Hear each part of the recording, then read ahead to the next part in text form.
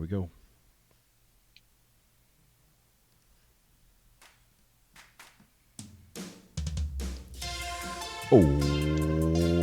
Welcome, everybody, to another edition of the Put Me Over Podcast, episode 101, Dalmatians.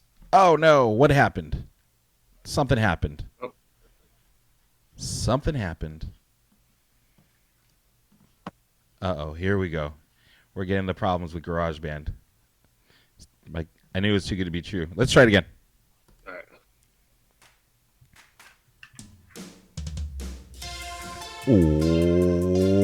Welcome, everybody, to another edition of the Put Me Over Podcast, episode 101, Dalmatians. I'm your host, Andrew Gomez, a.k.a. The Mez, joined today by three studly-looking gentlemen. To my left, he is the 10th wonder of the world, the puncher of walls, Dicklicious himself, Richard Garcia. Howdy, everyone. 101. And also joining us, you know him, you love him, he is the $100 man, Bobby Diaz. What's up, baby? And also rounding out the crew, you know him, you love him, you think he's handsome, he is the Pinoy powerhouse himself, Byron Pagdalao. Hey guys, happy Saturday, you fucks. How are you? I forgot I gotta put this mask Yeah, you gotta put our Racist. masks on. on. So anyways, I don't think this is gonna last long. Anyways, It's not. cheap prop here. How you guys doing? What's going on in your guys' neck of the woods? I'm doing pretty well. I think I saw most of you guys last night over Zoom and what's the other stupid app that those motherfuckers were on last night? House party. House Party. Wait, were we on a house party last night? Yeah, dude. We Yeah, were? I was playing two. We tried to get you in on it, man. It Oh was my pretty God. fun. I was gone. I'm still recovering from a hangover from last night. Me too.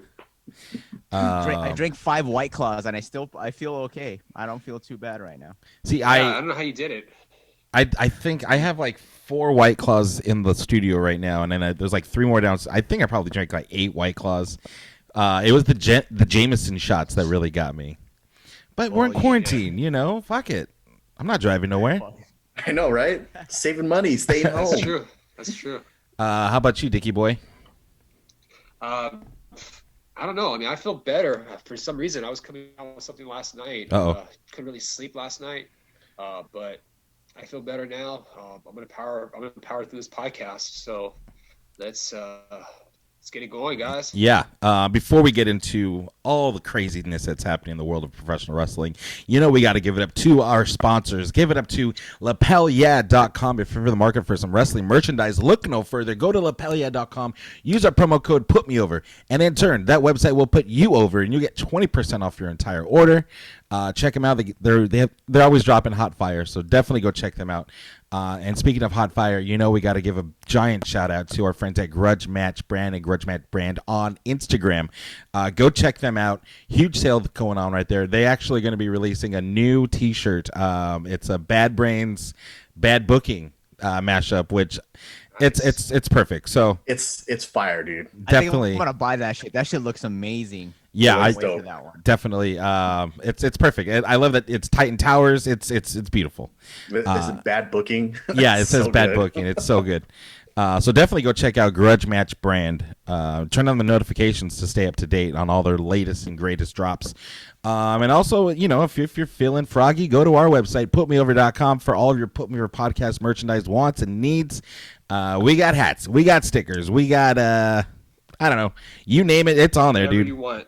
Whatever you want. Get a shirt with Bobby's face on it. They exist. That's a thing that people have bought. And that shirt, I think that's our highest selling shirt. So The Bobby edition. the Bobby edition. It's very Captain Lou Makes Albano sense. for sure. Well, that's all our plugs. All that's out of the way. So without any further ado, let's Wait, get into. before we get into that. Oh, Drew, yeah. I just want to say something to Garage Match Apparel real quick. Dropkick Murphys. I think they got something with that. Oh, you can definitely match That's That's that. a Dropkick. Murphy did a dropkick. Dropkick Murphy's logo. Or Done. Buddy Murphy. There you go. Is that where you're going with it? Buddy Murphy doing a drop kick? Yep. Dropkick You're Murphy. Dang. All right, if they don't use it, we can use it. That's a great idea, Dick. But yeah, yeah. let's get into the news. Let's get into some Dick's dirty news. Bing, bing, bing, bing, bing. Take it away, Go. Dicky boy. All right, guys. So apparently well, not apparently, but the big story this week, WWE did have their earnings report 1 week after they did the massive layoffs. Did you guys happen to take a look at the numbers or even take a listen to the earnings report? Well, it looks like their revenue good. increased 291 million. I mean, that's Yes. that sounds pretty good. That's a lot. That's a lot of cheddar. They went up close to 60% from the previous year. It was 291 million for the first quarter of 2020 compared to the first quarter of 2019, where they were going around 165 million. I don't have the exact numbers on me, but that's a huge increase. So everything has increased as far as their revenue and the income, and you can also obviously put it on the TV contracts because this is the first year of the new TV contracts with Fox and USA. I'm interested to see what next quarter looks like with no WrestleMania and all the layoffs. Maybe the layoffs will offset whatever they lost for Mania. Right. That's true. Because All the ad money for Mania too. Yeah. Because the virus only affected the last couple of weeks of the quarter, so it was like around maybe like 2 or 3 weeks that was really affected.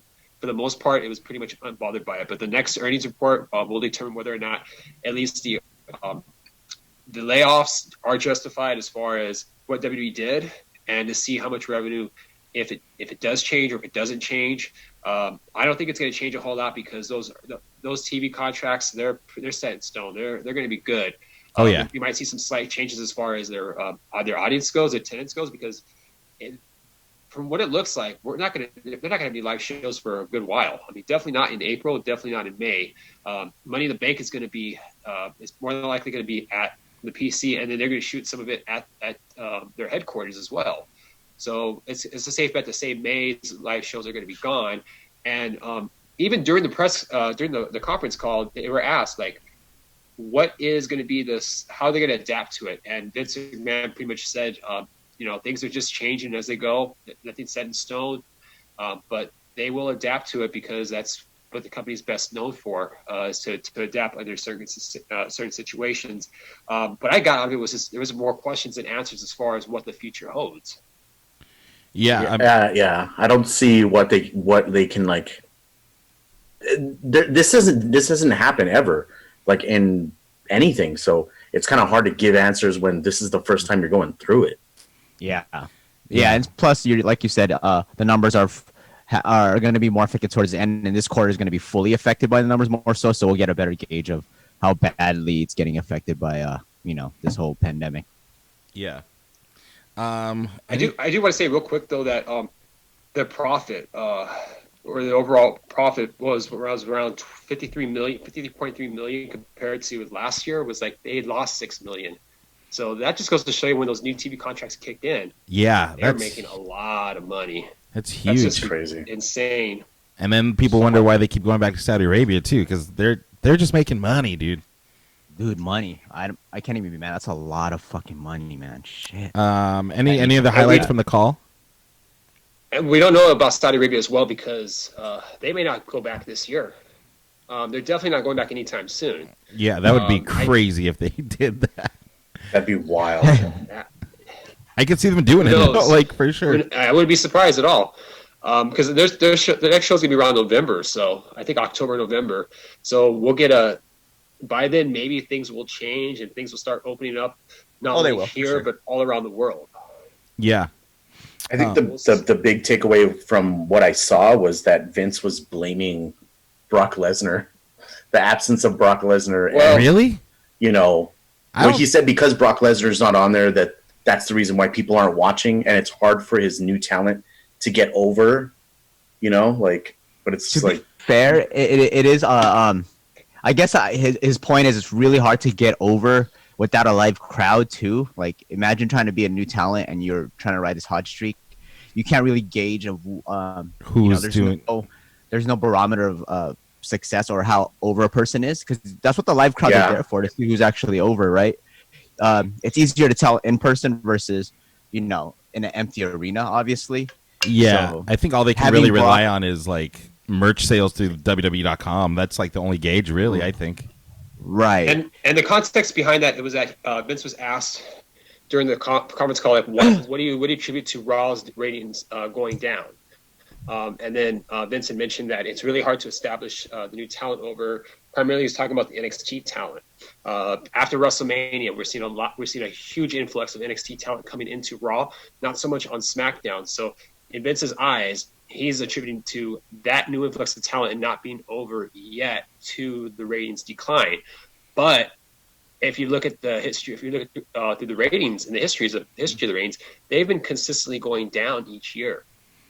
Just to give you an example, this past Raw drew 1.8 million. Let me get the exact number before. 1.83. 1.83 million viewers for this week. So that's a very low number. Yeah, they're definitely not pulling in. They need to be over 2 million. They should easily be doing 2 million every week. Raw's been on TV. Everyone knows what channel and where to go, what time it starts. It's been around. It's an institution at this point.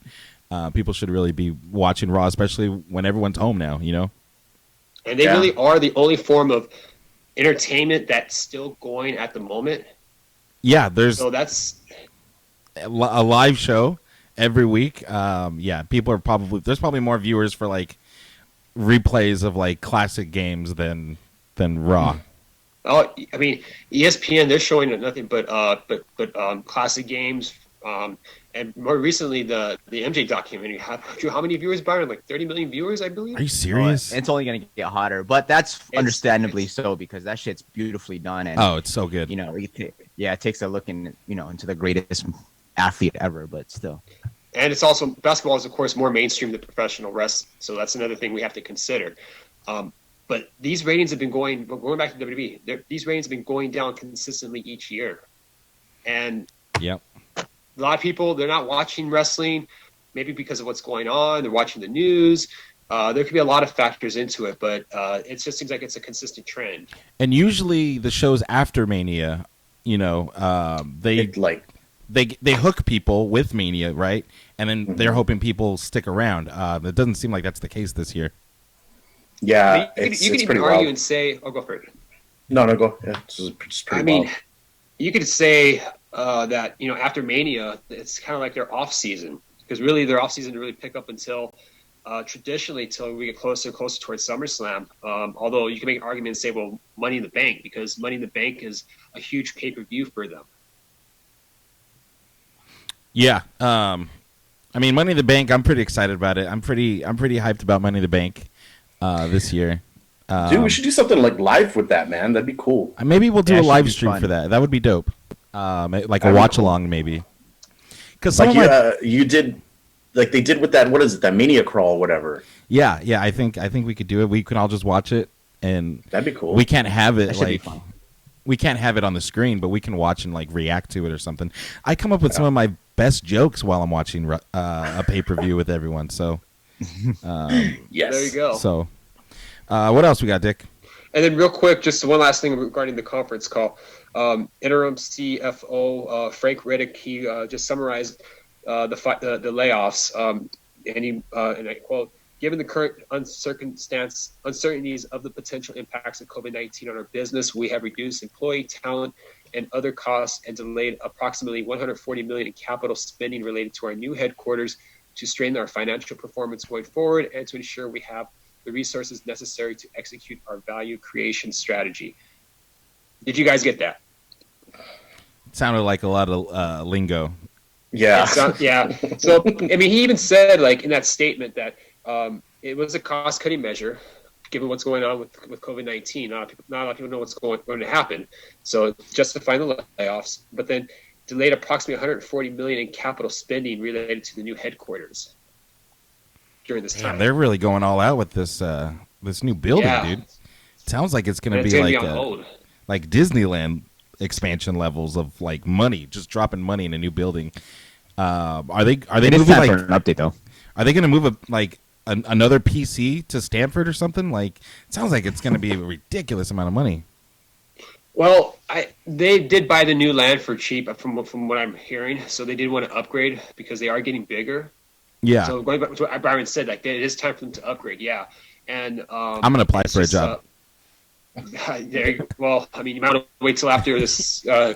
crisis is over. Yeah, I might have. But to. had it not happened, yeah, they were definitely going to get ready to move in sometime later on in the year. So COVID-19 definitely did stop them in the tracks for now.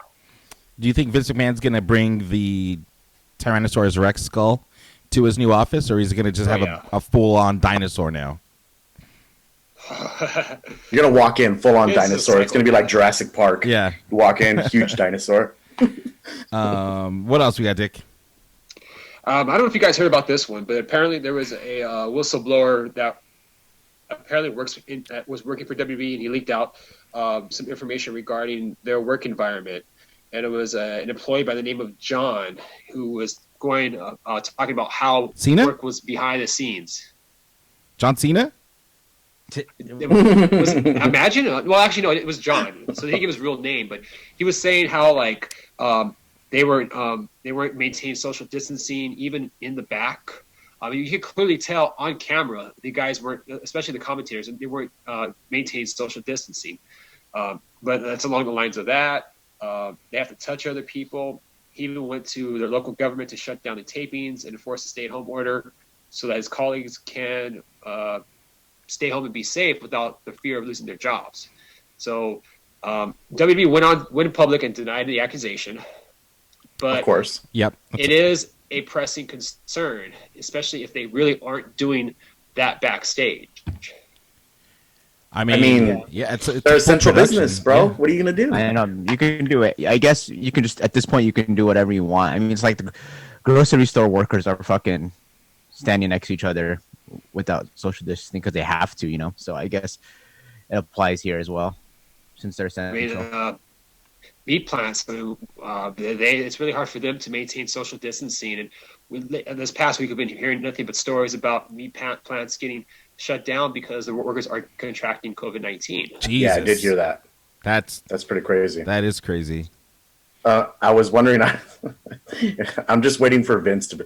You're fired. Oh, it's gonna happen. And then he sues him. You know, Of course. obviously. Well, he's actually being sued right now by the commissioner of the XFL, Oliver Luck. Nice segue, by the way. Perfect, right? Yes. He apparently he still owes Oliver Luck like $20 million or something. I think for 5 years. Do you know the whole story, Dick? Over the course of his contract, it was reported between $20 and $30 million, and in Luck's claiming that is justified. Like he should still get that money, even though he was laid off.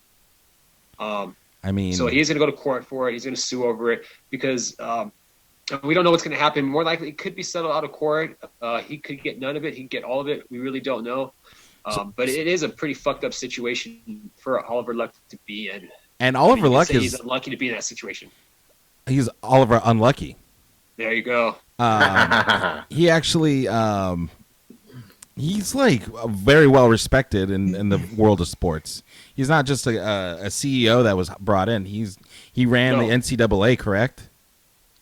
Yes, and I believe he was also part with ML. It was part with the MLS as well. I mean, let me just Yeah, so it's not just a random guy that's out for blood. no. And I mean, I think dude, he's it's not going to 20 get 20. million. He's not going to get 20 million. They're probably going to settle, and he might get 10. But still, Yeah, probably. he put a lot of time and effort into making the XFL succeed, and it was actually succeeding, which sucks. That I guess it's like officially done then, right? Yeah, it's over. Yeah, at this Completely point, done. it's not coming back. LA baby, longest God damn it. reigning championship football team in history. The greatest team ever. That sucks. I just bought a Wildcats jersey too, which really sucks. I was all in, dude. Item from now on, though. I was all in, yeah. But yeah, now I got a collector's item, which is pretty cool too. You got your season ticket. I got my digital ticket. season ticket, yeah. And then yeah, we bought a lot of merch. Elena has like a Wildcat sweater. I was, My God. yeah, we Oh, we went all in, dude. Damn you, Vince. Damn it, coronavirus ruining my XFL experience. Just ruining everything.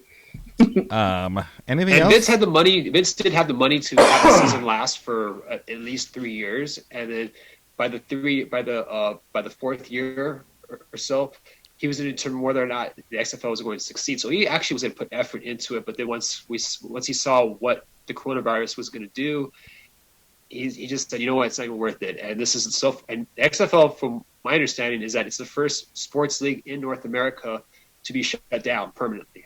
Yeah, that's crazy. Hopefully it won't be the last, but we'll see how things go at this point. They need to bring back like battle bots or something. I think that'd be a great way to like social distance, and we could still watch right? it. I would be down for battle bots for sure. There you go. Or was it Karate Masters? Was Or it Holy Moly. Holy Moly? That was a WMAC. fun one. What was the karate one? Which one? You're WMAC? WMAC WMAC. Masters. Yeah, WMAC Masters, dude. I mean, you could still kind of do social distancing, I guess. For sure. Yeah, they're barely hitting each other, so yeah, hell yeah, you can. Dude, American Gladiators, dude. There's a new show called. Do more projectiles. Did you see the new show, like Ultimate Tag or something like that? Yeah, On Fox? I saw that I'm one. My very- brother-in-law was cracking up about it. I'm excited for it. It looked like American Gladiators. Yeah, it looks fun. Speaking of the NFL, looks like Gronk's going to be heading to Tampa Bay, and he's still the 24/7 champion, which means we're going to get a title defense during a football game, maybe, possibly. They're hyping That'd it up. be weird. tight. I would be super down with that. This is weird 100%. because Gronk did retire officially. He retired. He But didn't play then- last season. He retired last season, and he unretired. And as soon as he unretired, I think the Patriots did a sign and trade. I want to say to the Yeah, they Buccaneers did. for a couple of draft picks. Yeah, they Tampa Bay gave up like a third rounder, I think. I think a third and a seventh rounder from what I remember reading. Yeah, which is, So that's just crazy though. I thought Gronk and Brady were going to be in New England lifers. And it's weird that, Tampa Bay is not really like a top tier team in the NFL when you think about it, really. No way. Yeah, They're not like on the level of like a Dallas Cowboys or, like a mainstream team. It's Tampa Bay. It's basically the Jacksonville Jaguars.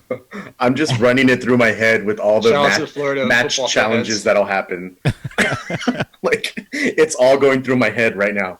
My God Almighty, the match has started. So if someone does a schoolboy on Gronk, we could see a referee come out of nowhere and pin 1, 2, 3, and I mean it could happen. There's It could refs on the happen. field. But that means Gronk's going to hold that title for a while, dude. It would be funny. 24/7 for the rest of his life. It'd be funny if like somebody from the opposite team like took off their helmet and they're like it's one of the wrestlers. I don't know who, but R-Truth. goes and like pins him down. R-Truth Pins him. has to do it, dude. And then the ref like that from the football team like they comes and like does the pin. Dude, you know how mad people would get? What the fuck is this wrestling? I'm trying to watch the game. That should be Oh awesome. my god. But Dude, the world I would would explode. die if that happened though. That'd be It'd great. so good. That'd be great. I'd be exposure. laughing. I would laugh. I would have a good laugh over that. But I guess a semi-serious question would be, what do you do with the 24/7 title at this point? Do you, if you're WWE, do you try to put it back on a wrestler? Do you No, I just say, you know what, it's not even worth it anymore? keep it, Gronk. We'll see you when the football season starts. I mean, Maybe during a preseason game they'll do it. I mean, why to be not? honest, Could do I- that. If I there's don't- even I don't football. see the problem with it. Go outside the box with it. This is like something that they should have on the program right now, that 27 title, because that's easily like takes away from like the crowds and all that stuff. Yeah, I mean, they could be fighting anywhere, really. Yeah, so I think that they should have something like that. But they never went all Like- in with like a hardcore element to it, which was, what they sold us in the beginning. Especially have Foley come out and debut it, He did allude to it quite a bit without explicitly saying it. Like It's just it a seemed like schoolboy they were gonna go title. that route. Who does the best schoolboy? That sounded weird. Anyways, let's see. Anything Literally, else, Dick? Can't hear you, Byron. Anything else happen in the news, Dick? news stories, no, but just I did watch the latest Dark Side of the Ring. Did you guys happen to watch it? I did, yeah. I liked it. They didn't really talk about his wrestling too much. Maybe a little bit of the show, the first part of the show, but then after that, it was all. I felt like I was watching like a mafia documentary. Hello? Like an unsolved murder mystery. Yeah. It didn't have the same feel as I feel like all the other ones that I've seen before. Yeah, I mean, just to put a little context to it, Dino Bravo, before he came to WWE, he was actually a big name in Montreal. He was he had his own promotion. He was its top star, and this was during the time where Vince was gobbling up territory left and right, especially in Canada. He just got Stampede Wrestling a few years back, eventually to Toronto. Jack Tunney, if you remember Jack Tunney, he was the press. He was rest his peace. He was one of the promoters for the Toronto scene. Gobbled up his territory, Montreal, gobbled up the Rougeaus and Dino Bravo. And you see him how he was portrayed at WWE. At first, he was a pretty big guy, but then as it went on, he just became like really a middle of the card dude. Yeah, that happens. He wasn't going to be Hogan for sure. No, no one was. But then they like made him bleach his hair, and he was getting shit for that. That was funny. But yeah, man, they really fucking shot him, dude. Like what, 7 times in the head? 7 times in the head, 4 times in the chest. But yeah, real quickly, after he was laid off, he couldn't really do anything other than wrestle. So he was working for the mob up in Montreal, and they were doing the cigarettes. They were doing what do you call it? What's the word I'm looking for? Contraband cigarettes. Yeah, which is crazy. They would rob cigarette trucks and sell them at their own price, pretty much. They would rob cigarette vendors. They would get them from.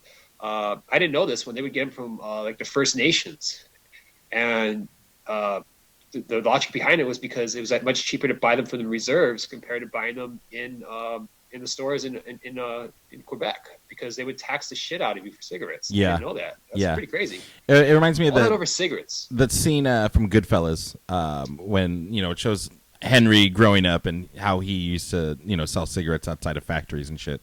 Mm-hmm. That's what I thought of. I more or less, yeah, I picture that too. I can imagine Dino Bravo standing outside of like a chocolate factory selling his bootleg cigarettes. If I see him, I'm buying cigarettes from him. I'm not going to give him any shit. Yeah. And he kind of like was Rocky, I think, in the beginning too. If you remember the movie Rocky, he basically was like a loan shark, or like a Shylark, I think is what they call him, where basically like, hey, where's our money? And like he'll rough up guys pretty much. The muscle. He was the muscle. So in the movie Rocky, he was doing that too. Let's get into. Did you guys watch episode 200 of Being the Elite? Yeah, I did. It's pretty cool. Pretty cool. Byron, did you watch it? No, can you? I can't hear you. You just cut out now. Your mic just cut off. It might be your mic cable. That's so weird. All my plugs. Hold on, I'm gonna fix this. It could be the cable. Yeah, I thought the episode was pretty cool. Like, it's a match that no one's seen. I mean, the Bucks are just hot as shit right now. Yeah. So, I mean, it was so cool to like. Dude, that's his house. That's his house. Yeah, they what did. What the hell? Can I live there?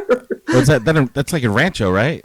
Yeah, Yes. dude. Yeah, that's it pretty looked dope. like huge. He had like a tennis court, basketball court, Pool? like a swimming pool. Like, he's got a huge hill. Like, I was just, dude, that's so dope. Yeah, it was a cool little like hardcore match, basically. That T-shirt money, dude. Look where I got him. Yeah, Yeah. And then they even pulled out like the merch freak during the match, where like he went into like the upside down or something. Like it was pretty wild. Yeah, and then he put on that spiked boot. That was pretty cool. Yeah. So a lot of cool like throwbacks and stuff like that. It was very creatively done, and it makes me want to actually see them in the ring 1-on-1. So I would love to see them do an actual match, because I think they'll blow it out of the park. Oh, absolutely. Easily. Like, those guys, they got their spots down. They know each other. I mean, it's a match made in heaven. And they know each other so good too. I mean, Yeah. I'm sure they've done it before, like on the indies, but it was really cool thing to see. What was I going to say right now? I wanted to talk about the Revival came out with a new name and a hype video for their new name called The Revolt. So they're making moves. They're on their way to something. They can still be FTR, Fear the Revolt, fuck the Revolt, Absolutely. and it's just a matter of time before they go to AEW. I can't wait to see them over there. Test. Hey, there That's you are. better. Yeah, That's much better. Also, we posted on the Instagram about at Puma Podcast. Gallows and Anderson. They got a time limit. They got their timer going. They're dropping major hints that they're going back to Japan. Oh yeah, big time. They're so- easily going back to Japan. Yeah, That's where they belong, really, to be honest. I mean, easily. Absolutely. And just watching, was it the Behind the Elite, or I think it was we were doing like the Q&A where it was, I think it was the Q&A as a matter of fact. I watched it after the 200th episode of Being the Elite, where it was Kenny, Nakazawa, and the Bucks. They were just sitting around talking about pretty much the Elite and the backstory to it. I didn't know that when Carl was going to talk to Ghetto, Ghetto didn't know that none of them were going to leave. Like, he didn't know that Gallows and Anderson were leaving, and he didn't even know AJ was going to leave. When he Damn. found out that AJ was going to leave, he was devastated. Wow. yeah. I mean, they took a big hit when losing all those guys at one time.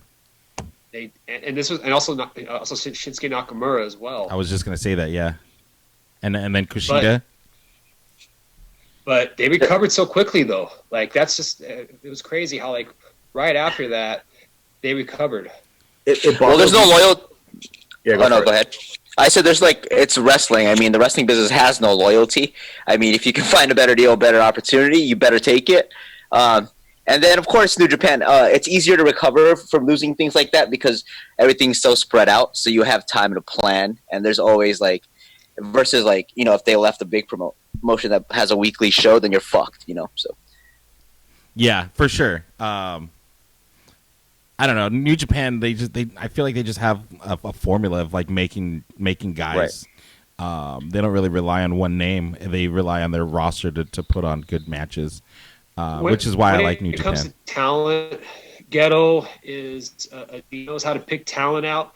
He knows how to emphasize their strengths, and just like you said, they don't really rely on one person. I mean, although you could say, lately You have your Okadas, last several obviously. years, their top star was Okada and Tanahashi, but out of those two guys, you got to have a solid core beneath it, and they learned how to pick up talent.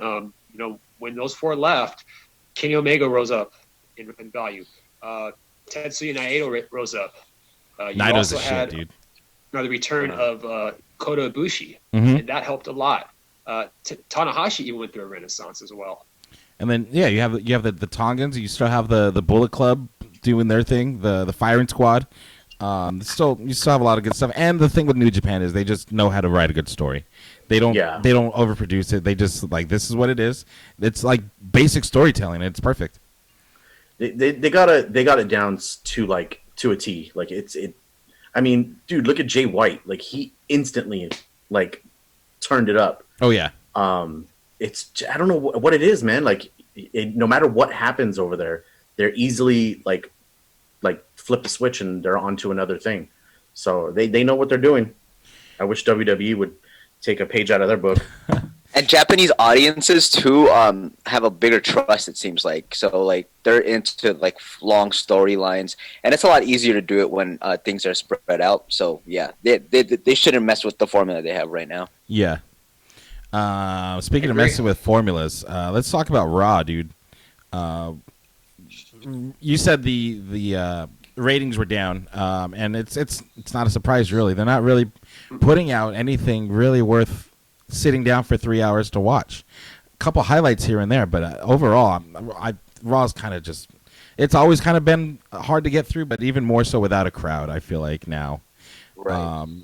you have like Drew McIntyre going out there to cut a promo, and I don't know. It's just not hitting. I feel like I don't have a problem with McIntyre at all. I'm hoping he does great with the title, but at the same time, they're not really giving him a lot to work with.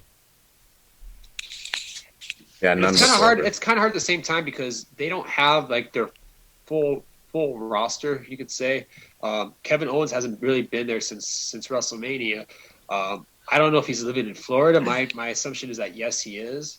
or Well, if he's living in Canada, but he hasn't been on the show since WrestleMania.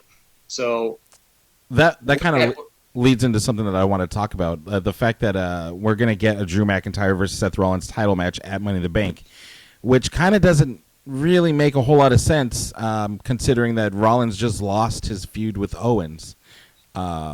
You would think that Owens would get the shot, but unless he's just not wrestling, then that'd be my only explanation for that. Do you think he could be injured? Possibly. Maybe he just doesn't want to work during this coronavirus. I haven't heard anything. Well, I think it's good too. In a sense, I think that after Mania, the champion has to have a feud where, he's probably not going to lose the title right away, and Owens could still interfere in that match, which he probably will, or at some point, like just because he's more deserving. But I think it's good that if Drew McIntyre can get over a guy like Seth Rollins right Really away, solidify that him. legitimizes his title even more. Are they still doing this Disciple Monday Night Messiah thing? They haven't really I have leaned into no it at idea. all. I mean, other than I haven't seen Akam and Razar for a while. I think one of them is hurt. Murphy's kind of doing his own thing. They haven't really mentioned a lot of that, right? Or am I tripping? No, I agree. Akam, I think Akam's hurt, like you said. So if one of them's hurt, they're going to take the other. They're going to take both of them out because they are a tag team, even though they're not really wrestling. Because you can still have one of them be out there to be a like muscle. the muscle. Yeah, for sure. I did want to bring up one other thing with Nia Jax, that freaking botch. Oh, the nice snacks. Dude, that looked like it hurt so bad. She, I don't know. My I don't hips know. hurt after that shit. You could clearly hear Kyrie yelling, telling her, I'm not set," and she just chucked her anyways. Whether she meant to, not hit the, I don't know. I don't know what she was doing. You got to take care of your opponents better. And Nia Jax has like a history of fucking up her opponents. Literally smashed Becky Lynch to the main event, but still broke her nose with a punch. Charlotte did the same thing with an elbow on Raw too. Charlotte's another one that To Kaden Carter. as good as she is, she can still fuck people up. Kyrie got hurt by Charlotte too. Not only fucked up by Charlotte, but like the power bomb and like the slaps to the face while she had a concussion were crazy to watch. Yeah, when going back to the Nia match with Kairi Sane, she was trying to do a buckle bomb, and not only was Kairi not ready to take it, but she looked like she released her too early, and it looked like she hit both the mat and the bottom turnbuckle. If you look at it again, her head hit the middle, and her lower back hit the bottom turnbuckle. So it was really just the worst place you could want to land on that move. Yeah, I think it was Byron who said that like it's trippy that she's such a big girl. Like big girls usually have like a lot of power. Like you're big, you there's a lot of muscle, or something. And she just like barely even threw her. Yeah, like you'd think that she'd have more power in her to like chuck her across the. I mean, Kairi Sane's not that big. she's probably the She's what, smallest like girl. 120 pounds, maybe. Her and Zelina are probably the two smallest girls that they have. Yeah, it trips me Yeah. out. It's kind of crazy too because she's like she grew up in the wrestling world, sort of, right? Yeah. So like at this point, you should fucking know what you're doing, or like, have a level of safety, or An instinct to be like, oh, this might not work. I shouldn't do this move right now. Yeah, come on, dumb bitch. Just kidding. Yeah. Just kidding. She definitely needs to go back to the performance center, like Well, they 100%. coincidentally enough, they're at the performance center every week. Yeah. Well, but I get what you're saying. Go back to like training and stuff. Yeah, not everyone's ready for Monday Night Raw. And she clearly wasn't, because they did hotshot her real quick when she first signed with WWE, yeah. because she was part of the Anoa'i clan, with The Rock and Rikishi, Yokozuna. So when she signed, she was there for a little bit. They put her in NXT, and they made her a dominant champion in NXT. Then they hotshot her to the roster, and they should have really took their time with her. Like, make sure that she was fundamentally sound before she was ready to to be on the main roster, let alone to be on NXT. Yeah, and be a champion at and then cut in a weird promo after the end of it. Oh my god. Indy Hartwell fought Shayna Baszler, and I guess Shayna Baszler's new gimmick is she breaks people's arms by stomping on them. I thought it was fine. I don't like the fact that the ref didn't even check on Indy Hartwell to see if she could continue. He just automatically threw the match out. Little nitpick, but at the same time, you got to tell me the story that she's out there killing people. Unless what the ref saw was just something. I've never seen anything like this. We need to cut this match now. But it's automatic create a sense of like, oh my god, this is crazy that this just happened. So that's my 2 cents on that.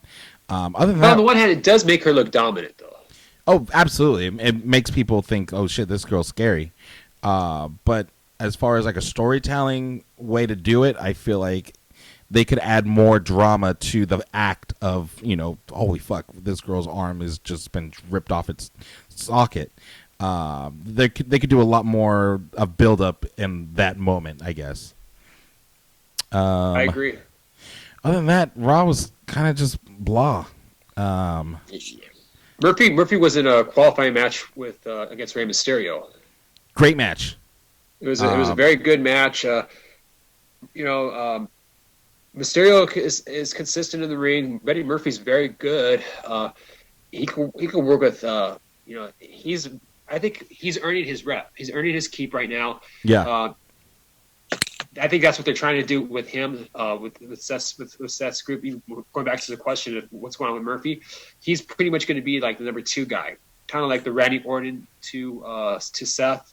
Get him established, and then hopefully down the road he does become a big time player. I think that was the plan already, right? They had that in place. They had that in place already, didn't they? I thought that was the plan. Right. Oh, I also wanted to talk about the cringe that is the Viking Raiders now. They had them doing like a carpool karaoke. I hated it. I thought it was pretty cringy. Did any of you guys catch it? Was it even in the Hulu version, Dick? I didn't watch. I didn't watch it, but I didn't watch it initially on Raw. But I sent it to you. YouTube after the fact. It's on YouTube. Yeah. What do you think about it, Byron? It was very bad. This was clearly written for Heavy Machinery. Like I could totally see Otis. Oh, for pulling sure. it off, and Tucker kind of being like the straight man, just driving the wheel. But that was for them. Instead, they decided to use Hanson and Rowe, and we worship both of them. I love those guys. We worship Thor, and we'll swipe him on the floor. Viking, like. I don't know. I don't know what they were trying to do. It just didn't work. It didn't work, unfortunately. And then to top it off, he has a turkey leg in his hand, and he goes to take a bite, and he clearly doesn't take a bite, but pretends that he's just took a bite. Get out of here Hanson with this. didn't take a bite. Hanson Come did not on. take a bite of that. Gimmick bites, dude. I can't believe they even resorted to gimmick bites. Not even their bites are real, dude. Was it even a real turkey, bro? Imagine if he's vegan and he's like, I don't want to eat this. Like, well, god damn it, we need you to eat turkey legs. Well, I'm a vegan, Vince. I don't eat turkey. Well, just pretend like it, damn it. The Viking vegan. The Vegan Raiders. Oh my god. Viking Vegan Raiders? That just sounds so wrong. Yes, that needs to happen. We're making a shirt. The Viking Vegan Raiders. And yeah, that was pretty Real much quick, the main event, Drew McIntyre versus Angel Garza. Love Angel Did you guys get a chance to watch that match? I did, but let me know what happened. I don't remember it. Just basically, it was just. I think I actually fast forward. I mean, McIntyre won with the Claymore. After the match, he pretty much gave Garza another Claymore, sent a message to Seth saying he's ready for their match at Money in the Bank, and that's how Raw ended. Yeah, that's why I fast forwarded that, because I mean, nothing. I didn't think anything new was going to happen. Right, McIntyre's trying to be the. Okay, go ahead. No, go ahead. Okay. The McIntyre's trying to be the new Mexicutioner apparently, but yeah, because he's taking out all the Mexicans. All of them. But he's like Pacquiao 2.0 right now. That's perfect. Yeah. Well, I mean, the dominant stable right now on Raw is Zelina's faction with Angel Garza, Andrade, and Austin Theory. It's fucking super squad, dude. I love all those guys. Yeah, it's a beast. Just sucks that they're having to get jobbed out every week. They're the only ones willing to work during the pandemic. Those They really are. That Mexican work ethic, bro. I love it. Even in the toughest times, always want to work. I love They it. don't even wear a mask or anything. Like, sí se puede. No, it's okay. It's okay. The only one wearing a mask is like Mysterio and shit. But he's chill. He's chill. Oh my god, that is hilarious. That's perfect.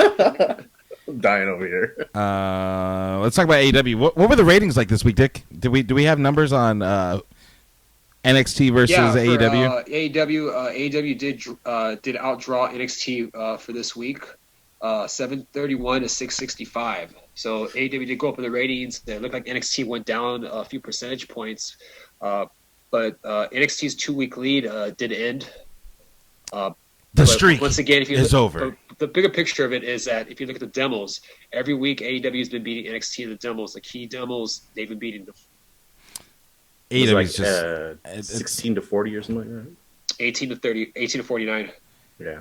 AEW had a great. I'm loving this TNT Championship tournament so far. Darby Allin versus Sammy Guevara was probably my match of the night. Who won? Who won that match? I didn't see that match.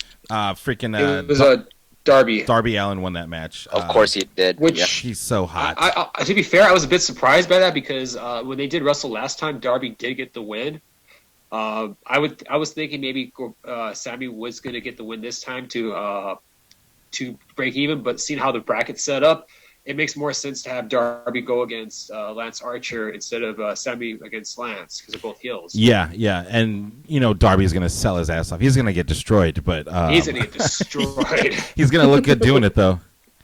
He's going to die. That's a scary thing. I'm worried for him, dude. I mean, he's a hardcore guy, so it's probably it's right up his alley. Yeah, he's like, oh, you're gonna throw me off that? Yeah, sign me up. Fuck yeah. Yeah, let's do that. You guys were saying that the internet was upset that Kenny Omega against Alan Angels, he gave him too much offense. I didn't have a problem with this match at all. I watched it a couple times actually, just to see if there was anything that I was missing. What was people's problem with this match? It was fine with me. So, go back to what you're saying. Yes, he did wrestle an enhancement talent, Alan Angels. Kenny Omega did win with 2 V triggers, and Stiff. apparently Stiff a lot V of people, triggers. they're very stiff, by the way. But there was a lot of people in the cabinet saying that Kenny should have beat him with only 1 V trigger, and it should have been a squash. Mainly Ryan Satin. Ryan Satin was one who is really between 2 people. Really, Satin. if you think about it, it was Ryan Satin and Dave Meltzer. Ryan Satin. Ryan Satin, sorry, whatever last name, whatever. Satan. Satan. Shout out to Ryan Satin. Shout out Anyways, to Ryan Satan. He's in the camp saying that Kenny shouldn't have beaten him with 2 V triggers because he's an established talent and he needs to squash his talent as quickly as possible to get him over. Meltzer's argument saying, well, what about like all the other past talents like the Ric Flairs or the Bret Harts or the Ray Stevens? When they would go in the ring with enhancement talents, they like to work with them and they want to get the most out of them for that match. Exactly. Yes. The main issue here is he didn't kick out of the One Wing Angel because he didn't use the One Wing Angel. Had he used the One Wing Angel and he kicked out, yes, I would have a problem with that 100%. But Because no one kicks out of the one-winged angel. Yeah, no one kicks out of the One Wing Angel. A V trigger and get kicked out and then hit it again. Dude, people get kicked out of the V trigger all the time. A V trigger is a 20 setup move V-triggers, anyways. At this exactly. point. I didn't have a problem with it. I think, you look at guys like Daniel Bryan and Drew Gulak. I mean, essentially Drew Gulak was a cruiserweight enhancement guy for Daniel Bryan, and Daniel Bryan gave him a lot of leeway, gave him a lot of offense in their match. I don't know. I didn't have a problem with it at all. The difference between those two is that Drew Gulak is a more established talent than Joe Walmart. Yes. Yeah, and going back to the whole, he's a jobber, he shouldn't get any offense. Not every squash match, not every match with an enhancement guy needs to be a squash match either. Maybe they have a plan for this guy. Maybe he's like, I wrestled Kenny Omega, and I got this close to beating him. I can, build a story around that. Maybe make Joe Walmart this, Dan Bryan type of character or something. I don't know. But or not modern day 1, 2, 3 kid. Exactly. I love Orange Cassidy and Jimmy Havoc actually had a good match too. Orange Cassidy's the shit. I'm going to Pro Wrestling Tees and I'm buying an Orange Cassidy T-shirt. So he's probably he's the most entertaining wrestlers out there, dude. He goes to the top he's fucking rope. killer. I love when he goes to the top rope and he does the lazy splash where he looks like, I think Jericho's he looks like he just fell asleep up there. That's the best fucking move, and it's dope that it's not a finishing move too. You know what I mean? It's like one of the a signature move, but yeah, you don't finish fools off with that. Yeah, he's one of those wrestlers where it's it's fake. It's wrestling. Wrestling's fake, but he's pushing it to the limit with some lazy gimmick, and it gets over so perfectly. It looks so funny every time he does it. I love it. Dude, he has it for sure, dude. 100%. From the and he's a little guy, but that guy can go that kip up with no hands. You could tell he wants to focus every time. Please don't fuck this up, because but he nails it. That shit is so hard to do. It is. I mean, it's hard, let alone with your hands in your pockets, to do a kip up. Yeah, because underneath that jean jacket and T-shirt, he's actually shredded. So he needs that core to be able to not use his hands and do that kip up. Yeah, that shit's amazing. When he can go, he can really go. And he didn't want to be like all the other indie wrestlers out there that would do these insane dives. He could do that. He just chose not to do that and realized, you know what? What if I do become the anti-indie wrestler and just become very lazy, very what's the word I'm looking for? He doesn't try too hard at all. He doesn't try at all. He doesn't try at all. He doesn't try at all. And the dude abides, dude. Yeah, that's why people like it. For sure. At the same time, there's people out there that don't like it. Well, those people don't like that fun. He could be a polarizing figure, but I don't know. I'm in the camp of I like the gimmick. I love it. I mean, he was at Bar Wrestling a couple months ago, and he was so over in front of everybody. It was really cool to see him in action. Wardlow, see, this was also Jericho on commentary is amazing. Him and Shivani just have this connection. They've known each other for what, 20, 30 years going on? At least 25 or so. They have a great chemistry. I think they're doing a great job on commentary. The thing I like about Jericho's commentary too is that he kind of takes away from him as a performer. He's not really commentating from the perspective of another wrestler. He's more, just doing it as a commentator, which is kind of cool. Yeah. I mean, they were talking about his match with Kenny Omega in Japan, and he's like, "Yeah, you guys had a match at the Tokyo Dome." I was like, "Yeah, we did." And Shivani was like, "Well, who won that match?" He's like, "Oh, I don't remember." Just little shit like that. I don't remember. And they even brought up New Japan by name. Yeah. So sign me up for more of that. There was a squash match on the show. I don't want to spend a lot of time on it. I just want to let you guys know that maybe that's a reason why they didn't have a squash match with Kenny Omega, because Wardlow was going to have a squash match later on that night. They're really building up Wardlow, making him look like a badass. There were a few squash matches as well. Now that we're talking about and Brody Lee had a squash match too. Yep. That's interesting. That's a very interesting choice to give Joe Walmart that much offense. I hope they use him. Otherwise, they wasted it. Or like we talked about in our chat, maybe they just needed fucking fill up 15 minutes out of emergency. And Kenny could do it better than anybody else. So we'll see. Yeah. Keep it going. I mean, absolutely. Stretch it. Keep it going. He's like, oh, shit. I already used my finisher. Well, I mean, Kenny, we got 3 minutes, Kenny. Wrestle. 3 minutes, Kenny. He loves Shit, to I wrestle. just He did loves the to be in the V-trigger. ring. He's very creative in the ring. So he figured this as a challenge for him, and he took that challenge on. Yeah. V-trigger, the new super kick, dude, for sure. Everybody kicks out of that shit. It always was though. Yeah, for sure. Well, when he Japan started- especially. When he started using the V trigger, that's where it became like a super kick because he kind of like stole that from Shinsuke Nakamura. If you think about it, Right. Yeah. Yeah. And then main event. I love that they added a new wrinkle to Dustin Rhodes. Basically, he's like, if I don't win this TV title or the TNT title, I am retiring. Which adds another layer of drama to this tournament already. What do you guys? Did you guys watch his match against Kip Sabian? It was okay. I thought Penelope Ford It was getting involved good. was It was kind of decent. weird. Because Penelope Ford got involved in two matches: the Right. Orange Cassidy match and this Dustin Rhodes match, which is weird. I don't know. I That's feel like too much for one person. a little overbooked on Unless they're that. really big. Yeah. She's well, I out mean, there. Penelope Ford is Kip Sabian's fiance, so she was going to be down there for that match regardless. Yeah, but to do like a dive in the middle of the match, in the ring was kind of weird. Excuse me. Bless you. And then I don't know, NXT's just kind of just. But real whatever, going back dude. to AEW though, I thought Jericho on commentary was hilarious because he did mention out like I like how Dustin Rhodes announced that he loses his match, he's going to retire. What an idiot! I would never do that because Yeah. I'm so confident in myself that I would never put myself in that situation. It's a self-fulfilling prophecy. Of course, when he's going to lose, he's going to retire. He's setting himself to fail along those lines. I It's- thought that was great. It's little things like that, like where like of course, why would you do that? Like from like an actual person perspective. Anything else before we move on? I had a good time with I NXT. think we covered AEW. Jake Atlas versus Drake Maverick was probably my match tonight. And god damn it, did we get worked? Did Drake Maverick work us, bro? I think he may look at his video again.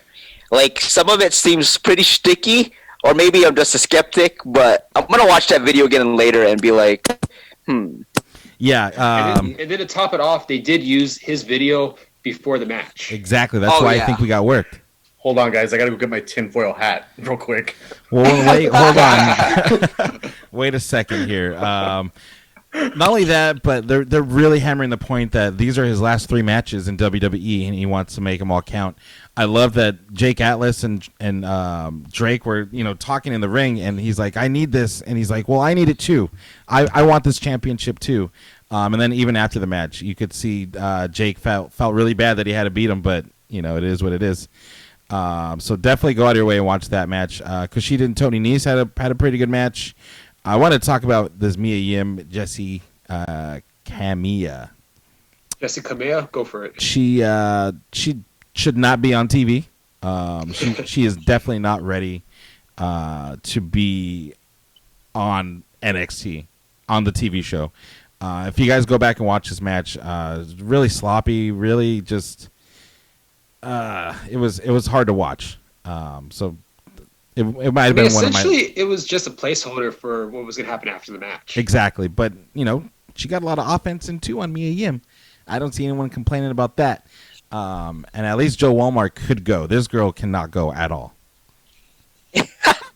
Joel. well, Joe Walmart can go compared to her. Yeah. 'Cause Joe Walmart wasn't exactly like there was some shit. I was like, damn, this guy sucks. But And also, his dance partner was Kenny Omega, whereas her dance partner was Mia Yim. So Mia there that's Yim's is- another pretty good good. point. Mia Yim's that's- pretty good. that's She's a not Kenny Omega, big but she's difference. good. And Yeah. again, nothing Right. against Mia Yim, but she's not Kenny Omega. you dude, I could go in the ring with Kenny Omega and give you 6 whole seconds of beautiful action, baby. Actually, I want to see it. 6 seconds later, Hey, I'm blown up, brother. Kenny Omega, if you're watching this, please do. Give me 6 seconds, Omega. 5 seconds in. Let's go home. I'm blown up, brother. V Trigger, let's go home, brother. I'm really liking the new Jack Gallagher. They're selling him as this, the umbrella guy, the gimmick guy. He's gone, and now I'm here to hurt people.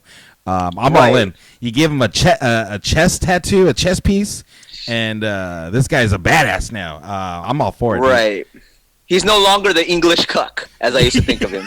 English He was- cuck? That was his gimmick, the English cuck. Before now, he's a badass. Yeah, him and El Hijo de Fantasma had a good match, which I like that they gave him that really traditional lucha libre name. No one in WWE, unless you count like Rey Mysterio Jr., which they don't even call him that, but El Hijo de Fantima, that's a very AAA sounding name. I'm excited for him. I have high hopes. I hope he's not another Sin Cara, but him and Jack had a good match. Gentleman Jack. I mean, if you look at their track record when it comes to lucha libre wrestlers, it's not very good. Aside from Rey Mysterio, even though by the time Rey did sign with the company, he was already established talent. Yeah. For every Rey Mysterio you have, like you said, Sin Cara. What have they done with Kalisto? Kalisto, yeah. But you look at Metalik. You look at Grand Metalik and Lince Dorado; those guys are fucking There you awesome. Go. They're so good. They just are stuck in this, weird lucha house party gimmick that they're not taken seriously at all. Did you guys catch the main event? I skipped it. What was the main event again? Keith Lee and Velveteen Dream versus Roderick Strong and Adam Cole. Can you hear me, Dick? I can hear you. Okay, because I'm literally. You were cutting in and out. Yeah, you were cutting out right now. I didn't hear you actually. Okay, I just listed off the match that you were talking over me for. Go ahead. Yeah, I think you were cutting out when you were cutting out on my end when you were announcing it. Okay, that's why I'm like, wait, we're saying the same words right now at the exact same time. Yeah, go for it. It was Keith Lee and Velveteen Dream versus Roderick Strong and Adam Cole. I think Keith Lee got attacked by what's his name? Dun dun dun dun. Oh, Damian Priest. Oh, Damian Priest. Yeah. That's amazing. That's the only way I can remember that guy. Dun, dun, dun, dun. But he attacked Keith Lee before the match, gave him a nightstick to the throat. So it was Velveteen Dream versus Undisputed Era for a little bit. And then, what's his name? Dexter Lumis. Dexter Lumis, who I think this guy's going to be badass. He's already pretty crazy. He doesn't blink, which is scary. And it's clearly like a tribute to the show Dexter. He came out and helped out the Dream in this match. But that's kind of all I really remember from it. Yeah, he got some offense on Undisputed Era, and essentially he Dream hit the Purple Rainmaker for the win against Adam Cole. Cool. All right. So, and that's how NXT ended. Just a quick recap. Apparently, something that happened the other day involving Velveteen Dream. There was a leaked audio. Apparently, this is just a rumor that he may have been talking to someone, might have been an alleged minor. It got blown up on the internet to the point where, like, the next day he went on social media. Velveteen Dream went on social media to say that they're investigating the situation to find out what exactly happened and to not believe what was reported. Well, I was seeing that he might have been sending dick pics to an underage girl. Oh, Allegedly. That's Throw that out there. Allegedly. Allegedly. I hope that's not true. We don't want to get sued. Because there's already going to be like a hashtag Dream Over. They already started doing that. Yeah, so not looking good for him. I hope that it's all fake or not false. That's what I wanted to say. Yeah. I hope it's not Picture's true. real, obviously. But can I see the pic? I'm I wanna looking see for it. it right now. It's floating around online, dude. We're, easily find it. Anyways, let's get to SmackDown. SmackDown, they were hyping up the Triple H. I just kind of want to talk about the Triple H thing. The 25th anniversary of Triple H. Really weird segment. Really weird. He was about to talk, and then Shawn Michaels comes out, and then he gets like phone calls from a shitload of people. There's a weird edit from Ric Flair crying on the phone. I think he hung up too early or something. And then Vince comes out and just shits on Triple H for like 5 minutes. I didn't understand that. And then they just turn the lights off, and he's like, "Oh, okay, I guess we're done." And the show just ended with literally crickets and a black screen. I wonder what's going on. I wonder if they're playing with this reality of, like, I don't know. They're gonna obviously have a feud, maybe, or maybe they just fucked up. Who knows? I don't. Maybe they didn't know how to end the show. I think that's just what happened. They didn't know how to end it. They're like, That could be. I'll just turn the lights off and that'll be it. But it was But very. like you said, maybe they are going to go with the Triple H Vince rivalry, and that's been reported for years. As far as Vince can't. clashing over control of both shows, They should so do. that I could be mean, possible. Shane and Triple H. I don't know why they haven't done that match already. Have they? No, Not I don't think so. one-on-one. For Control the Company, I think that would be dope. That'd be a great story. Yeah, definitely I not can that. They sink my definitely teeth haven't done into. that. I would love to watch that match though. That's like a good match. Other than that, I mean, not really much happened. SmackDown SmackDown. didn't really do anything for me other than that. Like you said, there was nothing major that happened on the show. I mean, the main event was Nikki Cross and Alexa Bliss versus Carmella and Dana Brooke. I mean, really, all it did was give you the people that are going to be in the Money in the Bank. That's pretty much it. Yeah, who's in the Money in the Bank so far, Bob? So far, the men's, it's D-Bry, Rey Mysterio, Apollo Crews, Otis, Ziggler, What? Aleister Black, and King Corby. Otis Which and sounds Ziggler. like a pretty solid Yo, that's a setup. solid stack. When did I'm surprised Otis they and put Apollo Ziggler get Crews. in there? Who? Apollo Crews is in the Money in the Bank. Yes, he beat MVP. he beat MVP for a spot. I thought there was only supposed to have 6.